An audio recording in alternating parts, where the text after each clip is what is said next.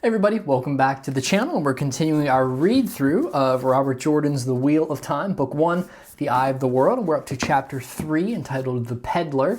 And you can imagine being in a remote village where there's no communication, where there's very infrequent travel, and your life is consumed, like it is here in the Two Rivers, with what happens in the town. You have no idea what's going on. We come to the villagers here, and all they know is that winter has gone on longer than it should. The crops are at risk of not coming to harvest like they're hoping, and there is general uncertainty, but they're isolated. They don't know what's going on. Chapter 3 is entitled The Peddler, and around Beltane, this is an exciting time for them, because a peddler is coming from outside the Two Rivers, and more than just the goods that he's going to bring, more than just the materials, he's going to bring information. And that's what we find. A man on a wagon, his name is Paddon Fane, and the village council appears, led by Master Alvera and Tam, Rand's father, and they come out and they begin asking questions. What is going on? How is the world? What are the stories that we need to know? And the peddler does not give a lot of good information. In fact, he says, you think you guys are having troubles in the Two Rivers. Well, all the world has troubles, from the Great Blight south to the Sea of Storms, from the Aerith Ocean in the west to the Aeol Waste in the east. And he talks about border struggles, he talks about wolves killing sheep, and then he continues on and says, but there's something worse than wolves killing sheep and wolves killing men. There's rumors of men killing men. And Master Alvera mouths the word war. Why are they having war? And he says, the standard of the dragon has been raised, and men flock to oppose and to support. And this is where everything goes off the rails. The people know the history. They know the mythic tales that the dragon stood against the Dark One, and that through his sacrifice ended up breaking the world.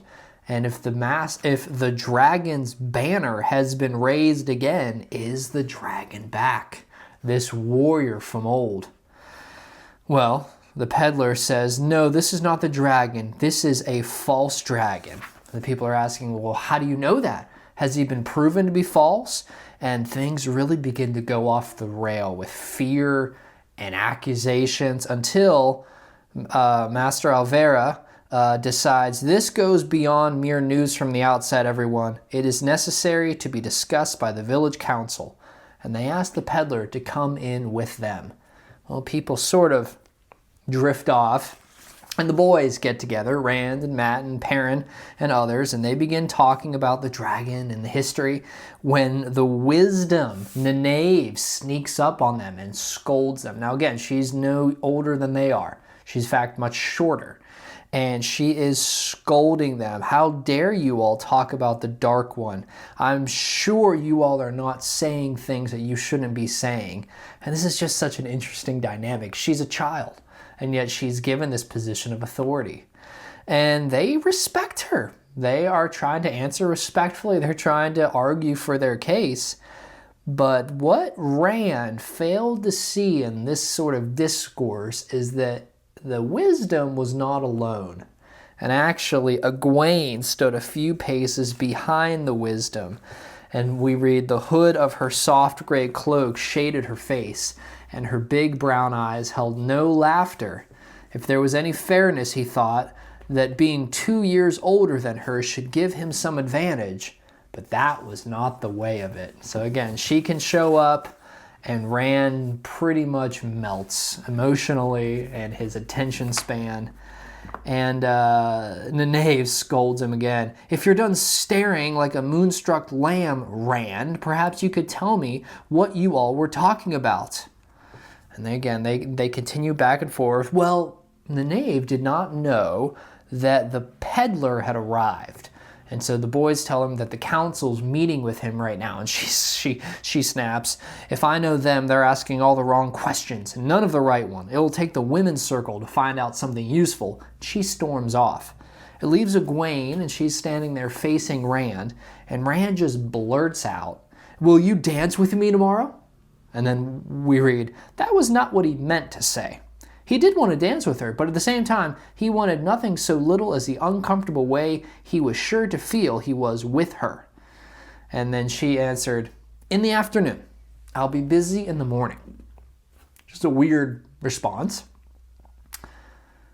Why is she going to be busy in the morning? And in that moment, she takes off her hood and pulls her hair over her shoulder.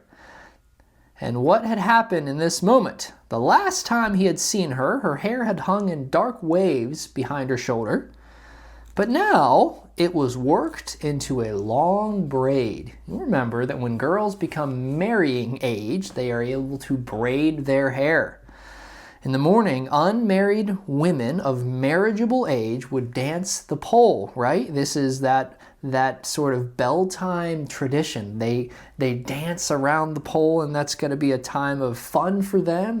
They're essentially coming into their season, their marriage opportunity.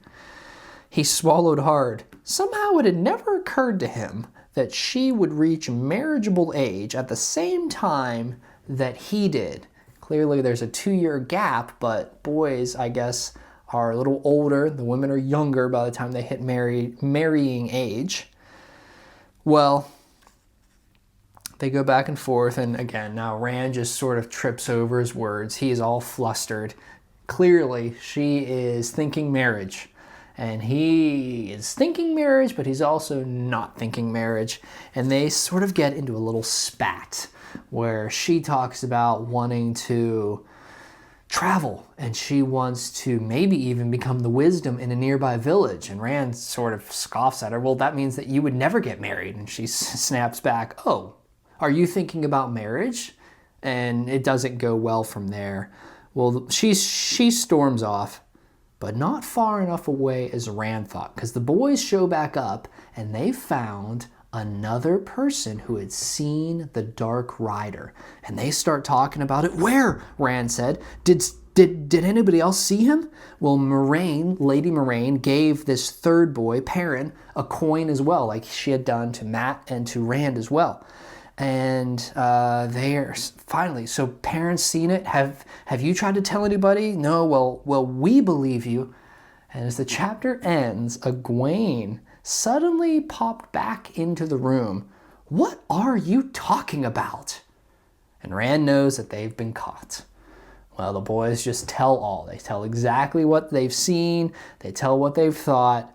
And Egwene announced to the sky, "Nynaeve was right when the two youths fell silent. None of you is ready to be off leading strings. People do ride horses, you know. That doesn't make them monsters of the Gleeman's tales." Egwene drew a deep breath and opened her mouth once more to scold them. And our last sentence here is, but whatever she had been going to say vanished as the door of the inn opened and a man with shaggy white hair came hurrying out as if pursued. Who's this man that's being pursued? What is chasing him? And the fact that a third boy now, Perrin, has also seen this mysterious rider. What does it mean? And what are also these rumors from the outside that the Peddler has shared? Will the village council get to it? Will the women's circle get involved? We will find out in further chapters. But thank you so much for watching. If you're interested, you can like and subscribe. And we'll continue to read The Wheel of Time together. Thank you, and we'll catch you on the next video.